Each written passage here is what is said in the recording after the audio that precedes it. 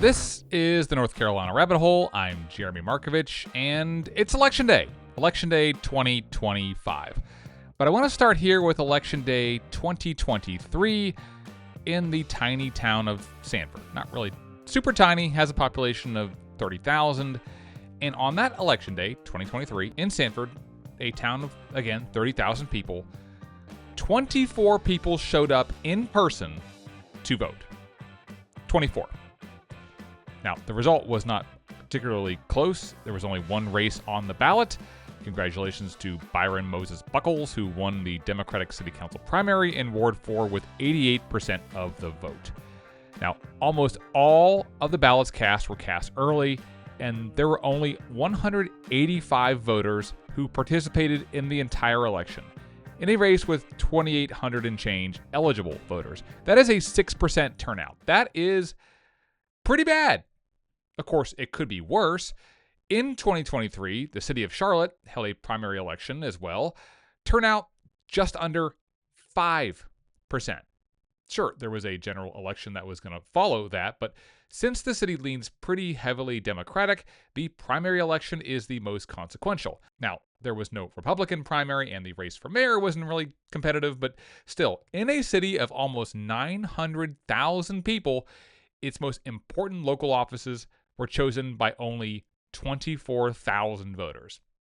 Everybody was kind of pissed off about that. Julie Eiselt, a city councilwoman at the time, tweeted, quote, "truly pathetic," end quote. After that election, WFAE pointed out two things. One, that Charlotte's turnout was dead last among America's 50 largest cities. And number two, that Charlotte is one of the few big cities with partisan elections. Charlotte political leaders told Steve Harrison from WFAE that Charlotte ought to think about changing the way it conducts elections. But I am here to tell you, maybe don't hate the players or the game. Maybe hate the calendar. Okay, here's what I'm talking about. Federal elections are held in even-numbered years. So are state elections. In North Carolina, though, there are more than 500 cities and towns, and all but a couple of dozen of them hold their elections in odd-numbered years, like 2021, 2023, and 2025. And almost all of those races will have very low turnout. Now, that is ironic because local elections are usually more directly consequential to voters than state and national elections. Local officials are in charge of schools and city services and zoning and more. But state and national races get more attention and more money. It is easier to pay attention to one governor's race than it is to cover dozens of local races in big and small towns and places that are increasingly losing reporters and local news outlets. The attention leads to higher turnout. If you're already going to show up to vote for president, it's not that much harder to keep going down the ballot to cast a vote for mayor. Now, this seems like an obvious problem, but how exactly did we get to this place? Why do almost all of North Carolina's cities and towns ask people to vote when a president or congressperson or governor or attorney general is not on the ballot? And if it's leading to abysmal turnout, then why isn't there a larger push to fix it? So let's go way back to the early days of North Carolina, when elections were a bit of a free-for-all.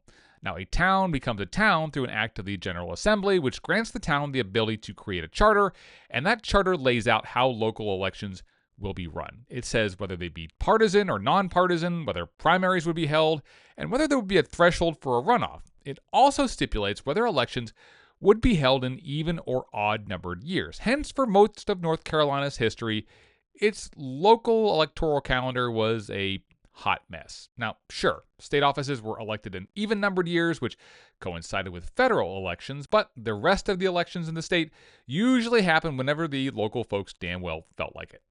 That changed in 1971. That year, North Carolina's lawmakers passed a law moving all nonpartisan municipal elections to odd years beginning in 1973. Now, there are no real clues in the law itself as to why they did what they did. A few years ago, UNC School of Government professor Robert Joyce made an educated guess. He thought that since most municipal elections were nonpartisan, separating them from partisan elections made them more pure. Quote, maybe, it was thought, there is not a Republican or Democratic way to pave a street or organize a recreation department, he wrote. This purity theory has some legs. The New America's Political Reform Program noted that a lot of states followed along when Congress synced up its elections with the presidential scale and moved them to even years in 1872. But a sizable chunk of cities and towns did not follow suit. Now, according to them, quote, the reason why so many local elections are off cycle is that during the progressive era of the late 1800s and early 1900s, a lot of municipalities wanted to decouple their politics from corrupt partisan federal and state politics and party bosses. However, some more problematic reasons were to discourage voter turnout from the people they didn't want voting, which is a challenge we're still dealing with today. End quote. Turnout was on the minds of election leaders in North Carolina in the 1970s, but they stated that odd-year elections would actually get more people to the polls.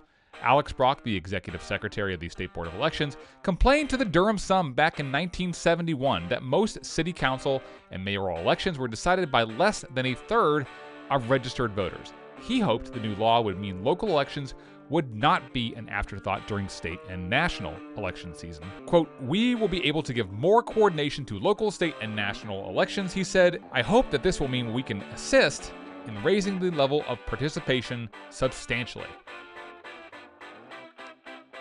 This idea that higher level elections were a distraction from local or regional issues persisted through the 1970s and 1980s. In 1985, the General Assembly passed a bill to put a constitutional amendment before North Carolina's voters.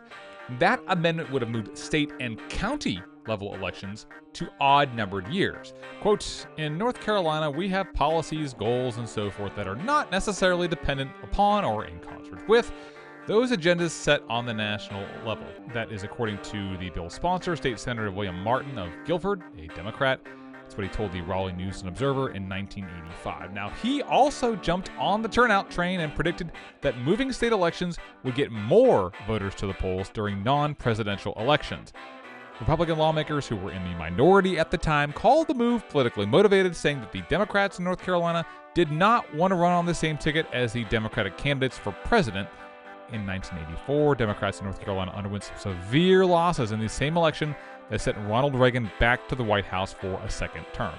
Republican James Martin rode that wave to become only the second GOP governor of North Carolina to be elected in the 20th century. Republicans made gains in Congress and the state legislature as well. The proper method for rebuilding a political party, said Republican State Senator Lawrence Cobb in 1985, is, quote, to go ahead and work to get better candidates that you're not ashamed to be on the ticket with, end quote. The bill to put the amendment on the ballot in May 1986 passed without much debate at the end of the 1985 legislative session. Political analysts worried that it would decrease turnout and create fatigued voters who would be constantly blasted with political messages every year. Hindsight, oh, that's cute. Anyways, they also thought it would be pulling focus away from municipal elections or lead city councils or mayors to align themselves with more partisan forces. In any event, there was not an organized campaign to push for the amendment, and it went down in flames. About 70% voted no. Still, the idea of partisan politics encroaching on local races continued to be a thing to be feared, at least according to newspaper editorials. In 2001, a News and Observer editorial criticized a mayoral candidate, Bill Bell, for bringing in big-name national and regional Democrats during his, quote, ostensibly nonpartisan race for mayor of Durham. Local voters don't always appreciate big-name bluster from harsh partisans who are briefly alighting in a municipal campaign to launch their stingers and then move on, according to the board. If this episode becomes known as Bell's backfire, the candidate will only have himself to blame. It didn't backfire. Bell beat the incumbent Nick Tennyson by just 485 votes and served as mayor of Durham for the next 16 years.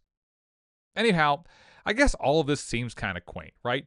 Everything feels partisan today, and increasingly all politics feel nationalized. For instance, National Political Action Committees spending money on local school board races. And as is quite obvious, predictions about increased focus and higher turnout in the off-year elections have not come to pass. Hence, odd-year elections are no longer in vogue. In 2021, a study published in the American Political Science Review took a look at what happened when local elections were aligned with federal election days. Quote, we find that moving to on-cycle elections in California leads to an electorate that is considerably more representative in terms of race, age, and partisanship, especially when those local elections coincide with a presidential election, the authors stated. Our results suggest that on-cycle elections can improve local democracy. And they later stated that every published study on election timing and turnout shows that using concurrent elections is the single most important change that local governments can undertake to increase turnout. There hasn't been enough empirical research to figure out whether moving a local election to even-numbered years creates a more representative electorate, but in general, the study notes, it's easier to vote once every 2 years than once a year. When it's harder to vote, the electorate skews older, richer, and whiter. When it's easier, a poorer, younger, and more diverse voter base tends to come out. Now, this all feels sort of obvious at this point, but there is evidence that turnout shoots way up when cities move their elections to even-numbered years. Over the past decade, more than 40 cities in North Carolina got individual permission from the General Assembly to change their elections to match up with the federal schedule. The Grand Poobah of state government minutia, former legislative special counsel Jerry Cohen, notes that when Asheville, Raleigh, and Winston-Salem moved their elections away from off years, turnout nearly tripled. In fact, okay, if there's anything I want you to remember from this podcast, it's maybe this. This is the piece of trivia that really encapsulates this whole thing. In Charlotte in 2023, roughly 24,000 people turned out for their Democratic mayoral primary. In 2020, 38,000 people voted in Winston-Salem's Democratic mayoral primary, which is held on the same day as the presidential primary. Charlotte's population is 3 times larger than Winston-Salem's. Hence, according to Cohen, changing election days isn't enough. You have to change the year. Doing otherwise is, quote, simply moving the deck chairs on the voter turnout Titanic, he told me. Will any of this happen? Who knows? In 2016, state lawmakers passed a law that stated it's the intent of the General Assembly to provide for even-numbered year municipal elections effective in 2020, and they directed a committee to study ways to make it happen and report back by early 2017. Later that year, a bipartisan group of House and Senate lawmakers introduced bills to change all mayoral and city council elections in the state to even-numbered years, and then those bills immediately died in committee, and nobody has filed a similar bill since then. Even so, on a town-by-town basis, more places are moving away from odd-number year elections. As recently as June 2023, small towns in Polk, Henderson, Rutherford, Craven, and Iredell counties got the go-ahead to move their elections to even-numbered years, and more are getting permission to make their municipal elections partisan. In an era where sweeping elections changes like redistricting and voter ID and more might affect turnout, more and more towns are taking it upon themselves to get more people involved. So, Charlotte, Sanford, everybody else, it's understandable that you may be mad about the low turnout. Just remember, there's always next year. This has been an episode of the North Carolina Rabbit Hole podcast. Thank you for listening. If you liked what you hear, check out ncrabbithole.com. That is the newsletter that powers this podcast. It is where you can go to get all of this stuff first. You can read it. It comes to you every week. It is free if you want it to be.